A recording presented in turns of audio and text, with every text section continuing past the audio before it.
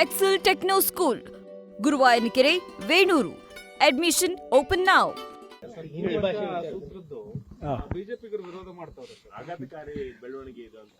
ನೋಡಿ, ಬಿಜೆಪಿ ಅವರು ಹೇಳಬೇಕಲ್ಲ, ನೋಡಿ ಅಪ್ಪ ಇದರಿಂದ ಪ್ರಯೋಜನ ಏನಾಗ್ತಾ ಇದೆ 3 ಭಾಷೆಯಿಂದ ಅಂತ, ಅಥವಾ ಈ ಹಿಂದಿ ಹೇರಿಕೆಯಿಂದ ಅವರು ಅವ್ರ ಲೀಡರ್ಸಿಗೆ ಮನವೊಲಿಸಲಿಕ್ಕೆ ಅವರು ಪ್ರಯತ್ನ ಮಾಡ್ತಾ ಇದ್ದಾರೆ.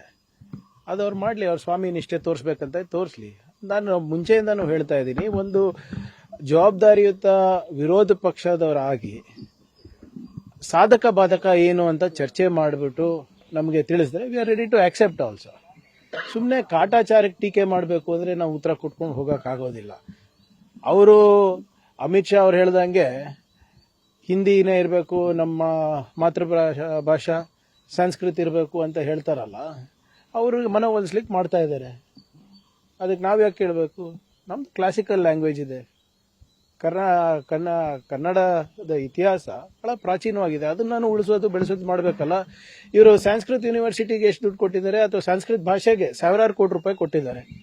ಕನ್ನಡ ಭಾಷೆಗೆ ಎಷ್ಟು ಕೊಟ್ಟಿದ್ದಾರೆ? ಕಳೆದ 10 ವರ್ಷದಲ್ಲಿ ನನ್ನ ಪ್ರಕಾರ 20 ಕೋಟಿನೂ ಕೊಟ್ಟಿಲ್ಲ.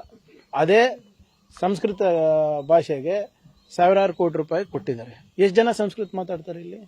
ಅವ್ರಿಗಾನ ಬರುತ್ತಾ?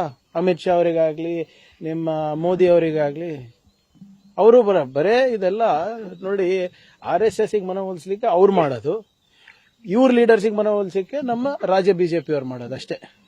ಸರ್, ಇಲ್ಲಿ ಸ್ಥಳೀಯ ಭಾಷೆಗಳಿಗೂ ಕೂಡ ಸಮಸ್ಯೆ ಆಗುತ್ತೆ.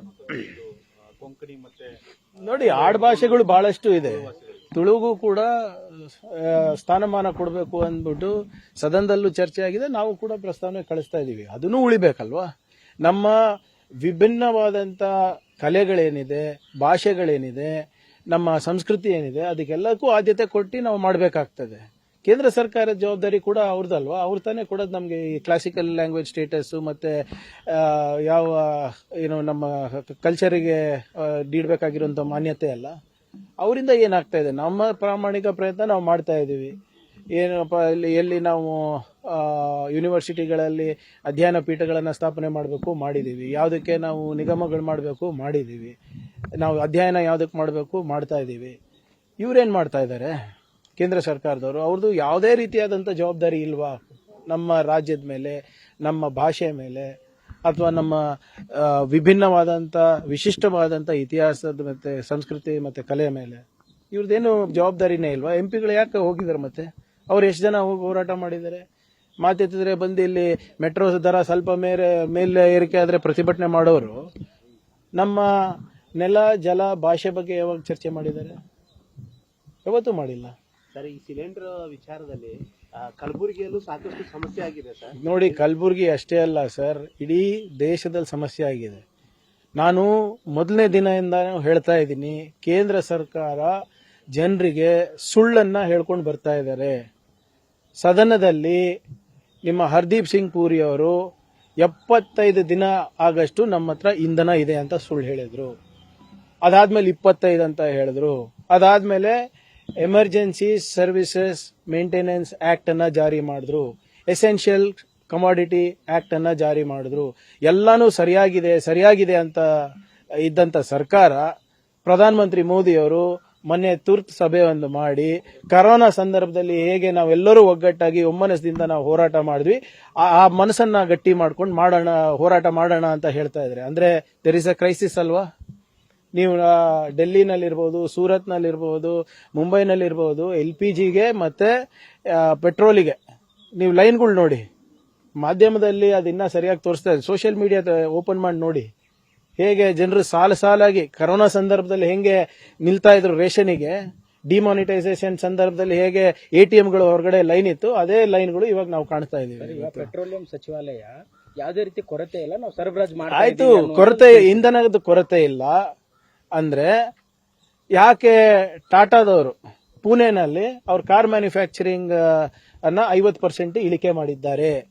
ಯಾಕೆ ಸೂರತ್ನಲ್ಲಿ SMEಗಳು MSMEಗಳು ಮುಚ್ಚೋಗ್ತಾ ಇದೆ?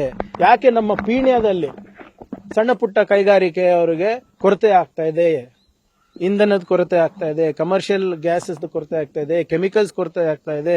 ಮುಂಬರುವ ದಿನಗಳಲ್ಲಿ ನಮ್ಮ ರೈತರಿಗೆ ಫರ್ಟಿಲೈಸರು ಯೂರಿಯಾದು ತೊಂದರೆ ಆಗ್ಬಹುದು ಅಂತ ಕೇಂದ್ರ ಸರ್ಕಾರನ ಹೇಳ್ತಾ ಇರೋದು ಈಗ. ಅವಾಗ ಯಾಕೆ ಸುಮ್ಮನೆ ಇದ್ರು? ನೋಡಿ, ಯಾವಾಗ್ಲೂ ಕೂಡ ಕೇಂದ್ರ ಸರ್ಕಾರ ಏನ್ ಮಾಡ್ತದೆ, ಅವ್ರು ಮಾಡಿರೋ ನೀತಿ ಎಲ್ಲಾನೇ ಸರಿ ಅಂತ ಬಿಂಬಿಸ್ತದೆ. ಆದ್ರೆ ಇಲ್ಲಿವರೆಗೂ 10 ವರ್ಷದಲ್ಲಿ ಮೋದಿ ಅವರ ಯಾವ ನೀತಿನೂ ಕೂಡ ಜನರಿಗೆ ಅನುಕೂಲ ಆಗಿಲ್ಲ.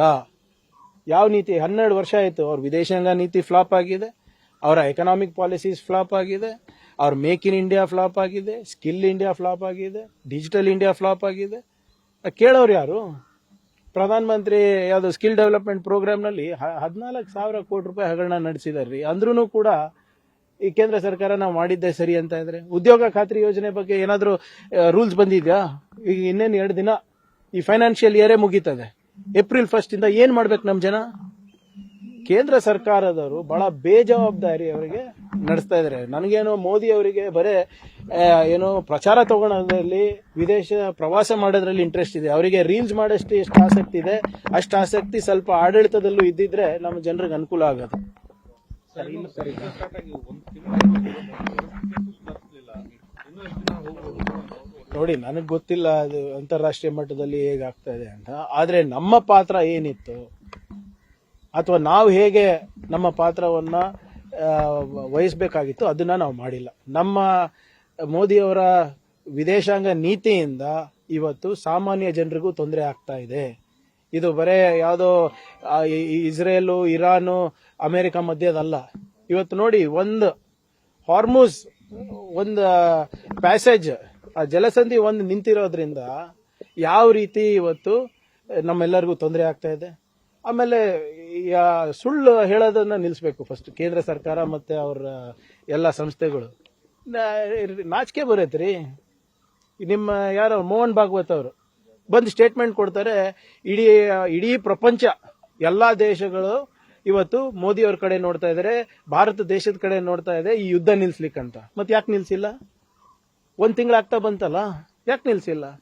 ಯಾವುದೋ ಒಂದು ಹಡಗಿಗೆ ಪರ್ಮಿಷನ್ ಸಿಕ್ಕಿದ್ರೆ ಅದೇ ನಾನೇ ಇವರು ವಿಜಯೋತ್ಸವ ತರ ಆಚರಣೆ ಮಾಡ್ತಾರೆ. ಇನ್ನ 22 ಹಡಗಿತ್ತಲ್ಲ, ಅದೇನಾಯ್ತು?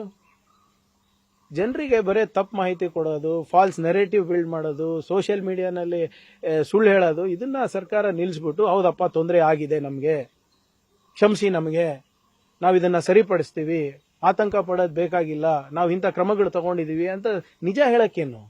ನಾವೆಲ್ಲರೂ ಏನೋ ಇಂಥ ಸಂದಿಗ್ಧ ಪರಿಸ್ಥಿತಿನಲ್ಲಿ ಎಲ್ಲರೂ ಕೋಆಪರೇಟ್ ಮಾಡಕ್ ರೆಡಿ ಇದೀವಿ. ಆದ್ರೆ ಸುಳ್ಳು ಯಾಕೆ ಹೇಳ್ತೀರಾ?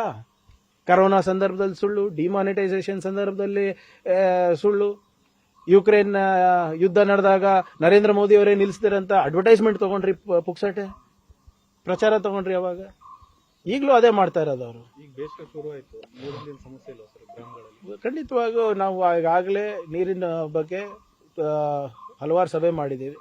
ಮತ್ತು ವಿಶೇಷವಾಗಿ ಕ್ಯಾಬಿನೆಟ್ ಸಬ್ ಕಮಿಟಿ, ಕಂದಾಯ ಸಚಿವರು, ನಮ್ಮ ಕೃಷಿ ಸಚಿವರು ಮತ್ತು ನಮ್ಮ ವೆಟನರಿ ಸಚಿವರು ಎಲ್ಲರೂ ಸೇರಿ ಮೇವಿಗೆ ಕೊರತೆ ಆಗಲಾರ್ದಂಗೆ, ಕುಡಿಯೋ ನೀರಿನ ಕೊರತೆ ಆಗಲಾರ್ದಂಗೆ, ಮತ್ತು ವಿಶೇಷವಾಗಿ ನಮ್ಮ ಜಲಾಶಯಗಳಲ್ಲಿ ನೀರಿನ ನಿಯಂತ್ರಣ ಮಾಡೋದ್ರ ಬಗ್ಗೆ ಚರ್ಚೆ ಮಾಡಿದ್ವಿ. ಸೂಕ್ತವಾದಂಥ ನಿರ್ದೇಶನಗಳು ಕೂಡ ಕೊಟ್ಟಿದ್ದೀವಿ. ಗ್ರಾಮೀಣ ಅಭಿವೃದ್ಧಿ ಇಲಾಖೆಯಿಂದ ಈಗಾಗಲೇ ಸ್ಟ್ಯಾಂಡರ್ಡ್ ಆಪರೇಟಿಂಗ್ ಪ್ರೊಸೀಜರ್ಸ್ ಕೂಡ ನಾವು ಪ್ರತಿ PDOಗಳಿಗೆ ತಲುಪಿಸಿದ್ದೇವೆ. ಸೊ ಮೊದಲನೇ ಆದ್ಯತೆ ನಮ್ಮದು ಏನು ಫ್ಲಶಿಂಗು ಮತ್ತು ಡೀಪನಿಂಗಿಗೆ ಇರ್ತದೆ. ಅದಾದಮೇಲೆ ಪ್ರೈವೇಟ್ ಬೋರ್ವೆಲ್ಸ್ ಹೈರ್ ಮಾಡ್ಕೊಳ್ಳಿಕ್ಕೂ ಕೂಡ ಅವಕಾಶ ಮಾಡಿಕೊಟ್ಟಿದ್ದೀವಿ. ಮತ್ತು ಪ್ರೈವೇಟ್ ಟ್ಯಾಂಕರ್ಸ್ ಮುಖಾಂತರ ಕೂಡ ನಾವು ಹೈರ್ ಮಾಡಲಿಕ್ಕೆ ನಾವು ಅವಕಾಶ ಮಾಡಿಕೊಟ್ಟಿದ್ವಿ. ಅನಿವಾರ್ಯ ಪರಿಸ್ಥಿತಿನಲ್ಲಿ ಬೋರ್ವೆಲ್ಲು ಕೂಡ ಕುರಿಬಹುದು ಬೇಸ್ಡ್ ಆನ್ ಟಾಸ್ಕ್ ಫೋರ್ಸ್. ಆ ಟಾಸ್ಕ್ ಫೋರ್ಸ್ ಅಧ್ಯಕ್ಷರು ಶಾಸಕರೇ ಇರ್ತಾರೆ. ಎಲ್ಲಾನು ಡಿಸೆಂಟ್ರಲೈಸ್ ಮಾಡಿಬಿಟ್ಟು ಅಲ್ಲಿ ಶಾಸಕರು ಏನು ಆದ್ಯತೆ ಮೇರೆಗೆ ಟಾಸ್ಕ್ ಫೋರ್ಸ್ ನಲ್ಲಿ ಕೊಡ್ತಾರೆ ಅದಕ್ಕೆ ನಾವು ಅನುಮೋದನೆಯನ್ನು ನೀಡೋಕೆ ಕೂಡ ನಾವು ಹೇಳಿದೀವಿ. ಜಮೀನ್ ಅಹಮದ್ ಖಾನ್ ಅವರು ಎಲ್ಲೋ ಒಂದ್ ಕಡೆ ಮುನಿಸ್ಕೊಂಡಿದ್ದಾರೆ ಅನ್ನುವಂತರ ಹೋಗ್ತಾ ಇಲ್ಲ, ಅಲ್ಲಿ ಪ್ರಚಾರಕ್ಕೂ ಕೂಡ ಅವ್ರು ಹೋಗ್ತಾ ಇಲ್ಲ. ಇನ್ನ ಟೈಮ್ ಇದೆ ಅಲ್ಲ, ನೀವೇ ಅವ್ರು ಬೇಜಾರಾಗಿದ್ದಾರೆ ಅಂತ ನೀವ್ ಹೇಳಿದ್ರೆ, ಅವರಂತೂ ಹೇಳಿಲ್ಲ ಅಲ್ಲ. ನೋಡಿ, ಪಹಲ್ವಾನ್ ಅವ್ರು ಬಂದ್ರ ಎಲ್ಲಿ ಬಂದ್ರು? ಕಾಂಗ್ರೆಸ್ ಕಚೇರಿಗೆ ಬಂದ್ರ? ಎಲ್ಲ ಆಗಿದೆ ಅಲ್ಲ, ಸಮಾಧಾನ ಆಗಿದೆ. ನಿಮ್ಗೆ ಸಮಾಧಾನ ಆಗಿಲ್ಲ ಅಷ್ಟೇ. ಅವ್ರಿಗೆ ತಕೊಂಡ್ ಬರಕ್ ಆಗ್ತದೇನ್ರಿ? ನೀವು ಯಾರೇ ಯಾವ ವ್ಯಕ್ತಿ ಏನೋ ಇರ್ಬೋದು, ಯಾರಿಗೆ ಹೆಂಗ ಎತ್ತಕ್ ಬರ್ತದೆ? ನೀವು ಹೆಂಗೆ ಹೇಳ್ತೀರಾ ಅಂದ್ರೆ ಇಲ್ಲ ನೋಡಿ, ನಾನು ಹೇಳ್ದಂಗೆ ಕಾಂಗ್ರೆಸ್ ಪಕ್ಷದಲ್ಲಿ ಟಿಕೆಟ್ ಕೇಳುವ ಹಕ್ಕು ಎಲ್ಲರಿಗೂ ಇದೆ. ಸಮಯ, ಸಂದರ್ಭ, ಸನ್ನಿವೇಶ ನೋಡಿ ಕೇಳಬೇಕು. ಅವ್ರ ಕುಟುಂಬದಲ್ಲಿ ನಿಧನರಾಗಿದ್ದಾರೆ. ನಮ್ದು ಒಂದು ಟ್ರೆಡಿಷನಲ್ ಆಗಿ ಒಂದು ಪ್ರಕ್ರಿಯೆ ನಡ್ಕೊಂಡು ಬಂದಿದೆ. ಅದ್ರ ಪ್ರಕಾರನೇ ನಾವು ಎಲ್ಲರಿಗೂ ಮನವಿ ಮಾಡ್ಕೊಂಡ್ವಿ. ಅದು ಮನವಿಗೆ ಸ್ಪಂದಿಸಿದ್ದಾರೆ. ಸೊ ಇದ್ರಲ್ಲಿ ಕಾಂಪ್ಲಿಕೇಶನ್ ಏನಿದೆ? ಯಾವುದು ಆಗಲ್ಲ ರೀ. ಯಾವಾಗ ಏಪ್ರಿಲ್ 9th ಎಲೆಕ್ಷನ್ ಇದೆ. ಕೌಂಟಿಂಗ್ ಯಾವತ್ತು? ಮೇ 4. ಮೇ 4 ನಾವು ಜಯಶೀಲರಾಗ್ತೀವಿ. ದಾವಣಗೆರೆ, ಬಾಗಲಕೋಟೆ. ಈಗ ಮೇ 4 ತನಕ ನಿಮ್ ವಿಶ್ಲೇಷಣೆಗಳು ಹೆಂಗೆ ನಾವು ತಾಳ್ಬೇಕು ಅಂತ ಪ್ರಶ್ನೆ ಅಷ್ಟೇ. ನ್ಯೂಸ್ ಫಸ್ಟ್ ನಿರ್ಭೀತಿಯಿಂದ ನಿಮ್ಮ ಪರವಾಗಿ.